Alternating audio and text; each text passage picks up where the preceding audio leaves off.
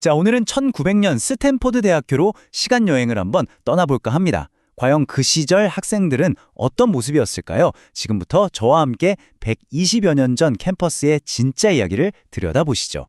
여러분 한번 상상해 보세요. 스마트폰도 없고 인터넷은 당연히 없던 시절. 그때 그 학생들은 뭘 하면서 웃고 울었을까요? 오늘 우리가 함께 열어볼 스탠포드 이야기라는 오래된 책 한 권에 그 답이 아주 생생하게 담겨 있습니다. 흔히 생각하는 낭만적인 캠퍼스 라이프와는 좀 다를 수 있어요. 그 이면에는요, 정말 상상도 못할 만큼 치열한 경쟁, 좀 기이하기까지 한 신고식, 그리고 배꼽 잡는 엉뚱한 사건들이 가득했거든요. 자, 이제 그 현장 속으로 직접 들어가 보겠습니다. 모든 이야기의 시작은 역시 캠퍼스에 첫 발을 내딛는 그 순간이겠죠. 참고로 당시 스탠퍼드는 농장이라는 별명으로 불렸다고 해요.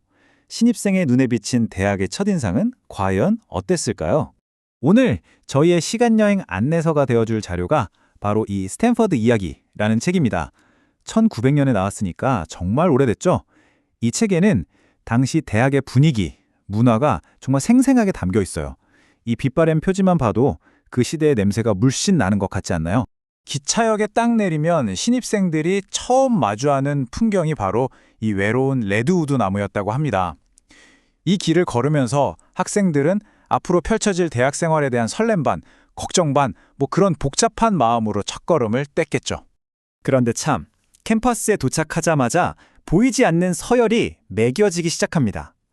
월터 해빌랜드처럼 집안 좋고 운동 잘해서 모두의 주목을 한몸에 받는 인기 신입생이 있었고요. 반면에 한나 데일리처럼 조용히 공부만 해서 존재감 없는 아웃사이더도 있었죠. 이 두 인물을 통해 당시 대학의 사회 구조를 좀 엿볼 수 있습니다. 신입생이라면 예외 없이 거쳐야 했던 가장 큰 관문이 있었는데 바로 러시라는 겁니다. 이게 그냥 간단한 신고식이 아니었어요. 그 이상이었죠. 이 러시라는 단어, 이게 당시 캠퍼스 생활의 핵심을 보여주는 단어예요. 의미가 두 가지였는데 하나는 인기 동아리에 들어가려고 벌이는 치열한 사교 경쟁이었고 다른 하나는 말 그대로 2학년 선배들과 몸으로 부딪히는 싸움을 의미했습니다. 네, 바로 이렇게 두 종류로 나뉘었던 거죠. 학급 러시는 진짜 힘과 깡으로 붙는 육탄전이었고 동아리 러시는 인기 있는 신입생을 자기 동아리로 데려오기 위한 아주 치밀한 영입전쟁이었어요. 월터 해빌랜드 같은 인기 신입생은 이 두 가지 전쟁을 동시에 치러야만 했습니다. 이 문장 하나가 당시 동아리 러시가 얼마나 대단했는지 딱 보여주죠. 이게 무슨 뜻이냐면요. 월터가 입학 첫 달 동안 자기 돈 내고 밥 먹은 게 9끼밖에 안 된다는 거예요. 왜? 여기저기 동아리에서 저녁 사주겠다고 불러내서요. 정말 살인적인 스케줄 아니었을까요? 자, 그럼 이제 이 치열한 캠퍼스를 휘어잡았던 인물들은 누구였는지 그리고 그 화려함 뒤에 숨겨진 냉혹한 현실은 어땠는지 한번 들여다보겠습니다. 어느 시대, 어느 학교에나 영웅은 있죠. 당시 스탠포드에는 바로 이 캡 스미스라는 인물이 있었습니다. 여기 요약된 것 좀 보세요. 운동이면 운동, 노래면 노래, 소속 동아리도 최고, 심지어 얼굴까지. 말 그대로 엄친아의 원조격이었죠. 학생들한테는 거의 신 같은 존재였습니다. 바로 이 순간 예상치 못한 사건이 터집니다. 모두의 우상이었던 캡 스미스가 2학년들한테 붙잡혀서 망신을 당하고 있었거든요. 그때 아무도 주목하지 않던 아웃사이더 한나가 용감하게 소리치며 나선 겁니다. 그를 풀어줘요! 와, 정말 영화의 한 장면 같죠?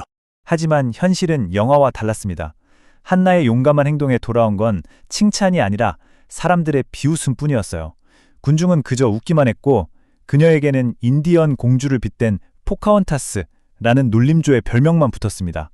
당시 사회가 얼마나 꽉 막혀 있었는지 보여주는 씁쓸한 대목이죠.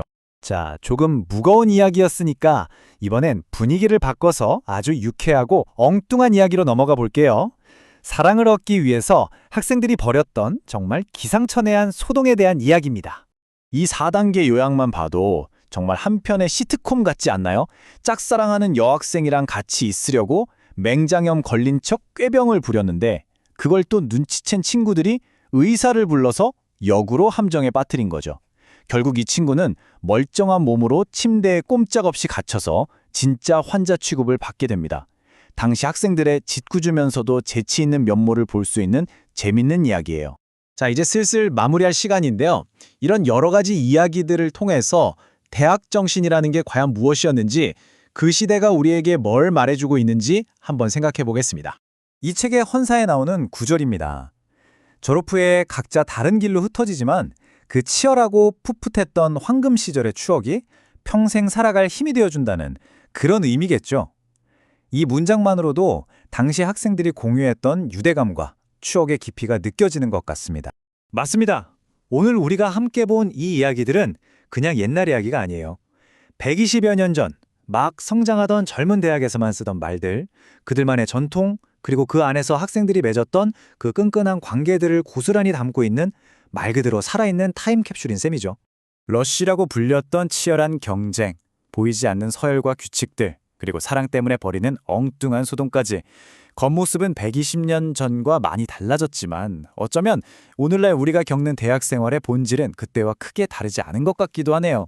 여러분은 어떻게 생각하시나요?